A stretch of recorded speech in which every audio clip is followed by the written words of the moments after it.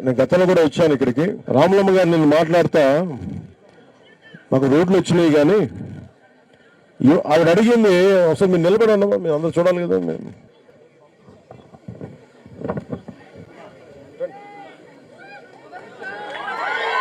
ఈవిడ నిన్న మాట్లాడుతా రాములమ్మ గారు అడుగుతా రోడ్లు వీటన్నిటి మాకు అవి వచ్చే తరం కోసం ఆలోచిస్తూ ఉన్నారు.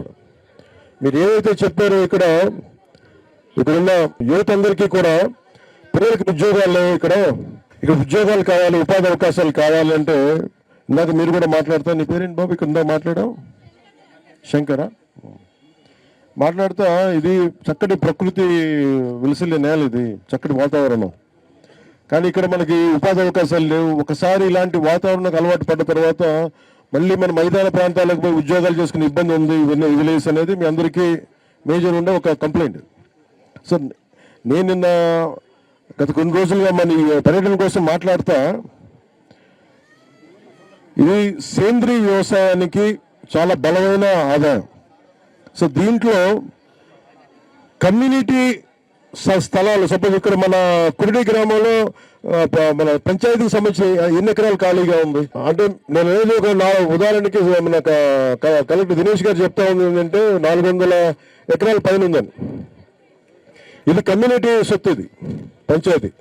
దీని కనుక యువత మీరు కమ్యూనిటీ పరంగా ఎవరెవరి మన జాతి అంటే ఎవరెవరి మీకున్న తెగలను బట్టి మాకు ఇక్కడ 40% ఎక్కువ మంది ఉంటే శాతాన్ని బట్టి ఏ తెగ ఎక్కువ ఉందో దానికి తగ్గట్టుగా మీరు ఆ యువత ముందుకు వచ్చి నేను కలెక్టర్ గారితో కూడా ఏం ఎక్స్ప్లోర్ చేయమని చెప్తున్నానంటే అసలు అరకు మన ఈ ఔషధ మొక్కలు వేసేది 400 ఎకరాలు ఉంటే దీంట్లో ఎంతవరకు మనం దీన్ని ఉమ్మడిగా వ్యవసాయం చేయొచ్చు, సేంద్రీయ వ్యవసాయం. నేను కలెక్టర్ గారు మాట్లాడుతూ 2,25,000 ఎకరాలు కాఫీ తోటలు వేస్తూ ఉన్నాం ఇక్కడ. అది బోళ్ళంత ఆదాయం వస్తూ ఉంది. అది ఇంటర్నేషనల్ బ్రాండ్ కూడా పోతా ఉంది. కరెక్ట్ గా నిన్న మన ముఖ్యమంత్రి గారి కాన్ఫరెన్స్ లో కూడా మాట్లాడుతూ 1,00,000 ఎకరాలు అదనంగా దీన్ని చేయగలం. దీని మీద చేస్తే మన పోడు భూములు కానీ జిరాయితీ భూములు కానీ పోడు పట్టాలు కానీ జిరాయితీ పట్టాలు కానీ ఉన్నాయి గుర్తించారని. సో దీనివల్ల ఏం జరుగుద్ది అంటే మీరు కనుక పని చెయ్యాలి అని అనుకుంటే మటుకు ఖచ్చితంగా దీనికి ఒక ఆదాయం వచ్చే మార్గాలు ఉన్నాయి, ఉపాధి వచ్చే మార్గాలు ఉన్నాయి. మనం ఈరోజు కూడా ప్రభుత్వంలో కష్టం ఏంటంటే మనం పని చేయకుండా డబ్బులు రావాలి అంటే డబ్బులు రావు. నాలాంటి పని చేస్తేనే డబ్బులు వస్తాయి. పని చేయకుండా మనం కూర్చోబెట్టి ఒక్కటి చాలా స్పష్టంగా ఉంది. గౌరవ ముఖ్యమంత్రి నారా చంద్రబాబు నాయుడు గారి నాయకత్వంలో కుటుంబ ప్రభుత్వం పని కల్పించడానికి సంసిద్ధంగా ఉన్నాం, ఉపాధి కల్పించడానికి సంసిద్ధంగా ఉన్నాం. అలాగే ఎలాగ మనం ఉపాధి కల్పించవచ్చు అంటే మీ అందరికీ అక్కడ అమ్మ మీరు దింసా నృత్యం చేస్తారమ్మా, మీరు వాళ్ళకున్న కళ స్కిల్, వాళ్ళకి డబ్బులు ఇచ్చే స్కిల్ అవ్వాలి, అది డబ్బులు ఇచ్చే ఒక స్కిల్ అవ్వాలి. అది ప్రతిసారి ఇప్పుడు మన సాంస్కృతిక శాఖలో ఏం చేస్తున్నారు టూరిజంలో అంటే వాళ్ళు కూర్చోబెట్టి ఒక 10 మంది 20 మంది వస్తే వాళ్ళకి ఏదైనా మిగతా జిల్లాలకు పోయినా ఎటు పోయినా కానీ వాళ్ళకి డబ్బులు వచ్చే పని ఉపాధి కల్పించాలి. ఇలాంటివన్నీ ఆలోచిస్తూ ఉన్నాం. ప్రస్తుతానికి ఒక కురిడి గ్రామానికి నేను కలెక్టర్ గారిని ముందు అడుగుతాను, ముందు ఇక్కడ సామూహికంగా ఇక్కడ కూర్చోబెట్టి కలెక్టివ్ ఫార్మింగ్ ఏదైనా చేయగలం, ఇక్కడ ఉపాధికి యువతకు ఉపాధి అవకాశాలు కల్పించేది. ఇక్కడ ఉసిరి, లెమన్ గ్రాస్ కానీ పామ్ రోజు ఏంటిది అరోమాటిక్ ప్లాంట్, ఓకే, దవనం లాంటి మొక్కలతో పాటు బ్లూబెర్రీస్, డ్రాగన్ ఫ్రూట్, యాపిల్, ఇది మన లంబసింగిల్ యాపిల్ ఉంటుంది, అది మన ఇక్కడ కూడా పండొచ్చు. స్ట్రాబెర్రీస్ మీరు పంచగనిపోతే మహారాష్ట్ర దగ్గర స్ట్రాబెర్రీస్ వేస్తారు. అంటే నాకు అనిపించింది అంటే ఇంత పచ్చగా ఉంది భూమి, ఇంత అద్భుతంగా ఉంది ఇక్కడ. కనీసం మీరు ప్రతి ఒక్కరు కూడా మీ పెరట్లో కూడా వేసుకోవచ్చు. కనీసం ఒక 25 గజాలు ఉన్నా కానీ మేము పెరట్లో పెంచుకోవచ్చు. దాని ద్వారా అందరు 25 గజాల నుంచి కలెక్టివ్ చేసిన 500 ఇళ్ళు ఉన్నాయి ఇక్కడ, 500 మంది జనాభా ఉన్నారు. ప్రతి ఒక్క ఇంత స్థలం ఖాళీగా ఉంది, ఎదురుగా అంత స్థలం ఖాళీగా ఉంది, దారి పొడవుతో ఖాళీగా ఉంది. ఇది కనుక మనం చేసుకోగలిగితే, ఉమ్మడి వ్యవసాయం కనుక చేసుకోగలిగితే చాలా ఆదాయం వస్తుంది పంచాయతీకి. ఏ తెగకి, ఏ గిరిజన తెగకి సంబంధించి మీరు అంత శాతం కనుక మీరు అందరూ కూర్చొని సమిష్టిగా రచ్చబండలో కనుక మీరు కూర్చొని ఒక ఒప్పందానికి రాగలిగితే, ఇది నేను జాతీయ ఉపాధి హామీ పథకం ద్వారా మన ప్రభుత్వ నిధులు కూడా అవసరం లేదు, స్ట్రైట్ గా మన కూర్చొని సెంట్రల్ గవర్నమెంట్ ఫండ్స్ తోటే ఇది మన ముందు మీకు ఉపాధి అవకాశం కల్పించగలం. అంటే మీకు ఎలా ఉందంటే మీరు కనుక ఈ పంచాయతీ రాజు ఇది నేను ముఖ్యమంత్రి గారి కూడా ఇబ్బంది పెట్టను. నేను మీకు ఉపాధి అవకాశం కల్పించాలంటే ముందు నాకు ఈ కురుడి గ్రామాన్ని కానీ ఒక ఎక్స్పెరిమెంట్గా మనం చేయగలిగితే ఇది పంచాయతీరాజు అటవీ శాఖ భాగస్వామ్యం ద్వారా మార్కెట్ లింక్ పెట్టుకుంటాం. మీరు ఇక్కడ ఏ పంట పండించినా కానీ తీసుకెళ్లి మనం విశాఖపట్నంలో మన మార్కెట్లో అమ్ముకునేలాగా, అటు నుంచి ఎక్స్పోర్ట్ చేసుకునేలాగా ఉన్నతాధికారులందరితో కూడా మాట్లాడుతూ ఉంటే ప్రిన్సిపల్ సెక్రటరీ శశిభూషణ్ గారి దృష్టి కూడా తీసుకొస్తున్నాను. I think sir we can link this with nation NREGA scheme sir. Backyard horticulture.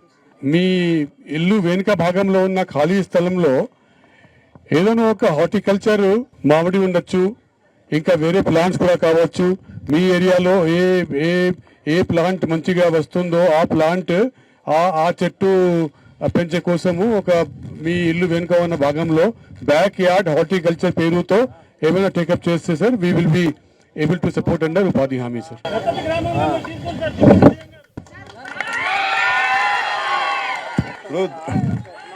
ఒక నిమిషం అలాగే దత్తత అనేది దత్తత తీసుకోవద్దు, ఎందుకు వస్తాను ఇక్కడికి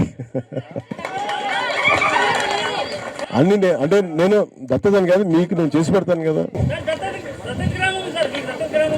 దత్త గ్రామం కాబట్టి ఇక్కడికి వచ్చాను నేను.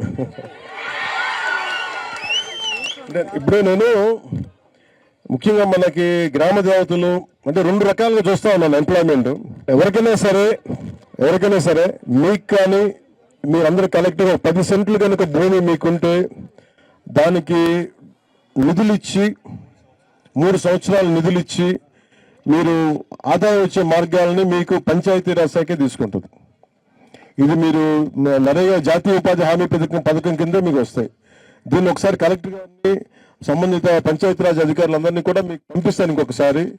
దాని మీద ఎక్స్ప్లోర్ చేసి కురుడి గ్రామంతో మొదలు పెడదాం ఫస్ట్. ఇక్కడ గౌరవ్ డిప్యూటీ సీఎం గారు ఇప్పుడు ఏమన్నారు, దాని మేరకు ఒక స్కీమ్ మీ ఈ గ్రామం కోసం ఒక చిన్న స్పెషల్ స్కీమ్ తయారు చేసుకొని ఒక వారం లోపల మీ ఎంపీడీఓకు మీ పీడీఓ అమ్మగారికి పంపిస్తాము. దాని మేరకు బ్యాక్ యార్డ్ హార్టికల్చర్ పేరుతో ఈ గ్రామంకి పనికి వచ్చే విధంగా ఒక స్కీమ్ తీసుకువస్తాము సార్. ఖచ్చితంగా ఉపాధి హామీ కింద వస్తుంది సార్.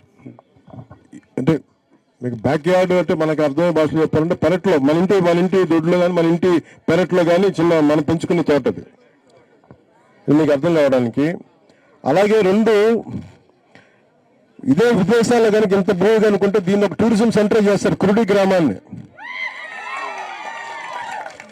ఇప్పుడు ఉదాహరణకి మీకు చాలా సార్లు మన షూటింగ్లు చేస్తూ ఉంటారు. మీరు కనుక షూటింగ్లో ఇబ్బంది పెట్టకపోతే ఇక్కడున్న ఇళ్ళు ఉన్నాయి, మీరే హోమ్ స్టే అంటాం, మీరే ఎవరన్నా యాక్టర్స్ ఎవరన్నా వస్తే మీరు మీ ఇల్లు అద్దెకి ఇవ్వండి వాళ్ళకి, కొంచెం 2-3 రూమ్లు బాగా చేసుకోండి. కాదు ఇక్కడ అంటే నేను చెప్పేది టీవీ సీరియల్స్ దగ్గర నుంచి అంటే ఉపాధి ఎలా వస్తుంది, అవకాశాలు ఉన్నాయి. ఒకరికి ఇలాంటి కొండల నడుముండో గ్రామంలో షూటింగ్ చేయాలా, అలా కాదు, ఇది అలా కాదు. మీకు ఆదాయం వచ్చి వెళ్ళిపోవడం కాదు నేను అనేది. ఇప్పుడు మీరు అక్కడ ఇల్లు ఉంది, అక్కడ మీరు 2 రోజులు బాగా సరిగ్గా చేసుకుంటే ఎవరు వచ్చి ఉంటారు ఇక్కడ. అంటే ఇది పైగా ఎక్కడ విదేశాల నుంచి వస్తారు, లేదంటే వేరే ఊళ్ళ నుంచి వస్తారు.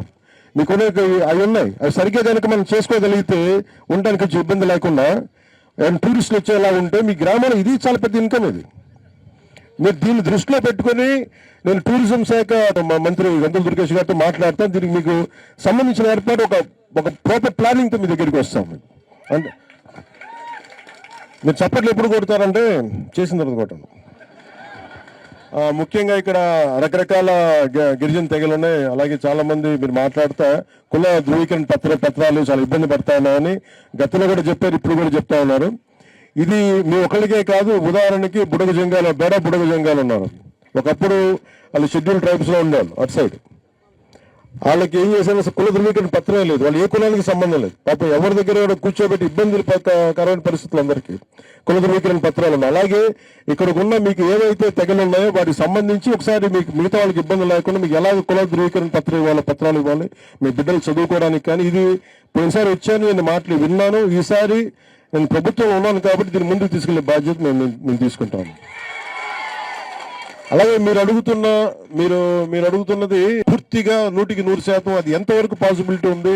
సుప్రీంకోర్టు ఒకసారి తీర్పుని నేను చదవమని చెప్తాను. ఇంకొకసారి పరిశీలించి ఎందుకు సుప్రీంకోర్టు స్థాయిలో నిర్ణయం తీసుకుని ఒకసారి పరిశీలించి ఒకసారి దానికి ఒకవేళ మీకు నష్టం లేకుండా మీకు ఉపాధి అవకాశాలు వచ్చేలాగా మీకు అదే కదా బాధ్యత, మీకు ఆదాయ మార్గాలు పెరగాలి. అదొకటి. అలాగే వ్యసనాలని చెప్తా ఉన్నారు, గంజాయిది.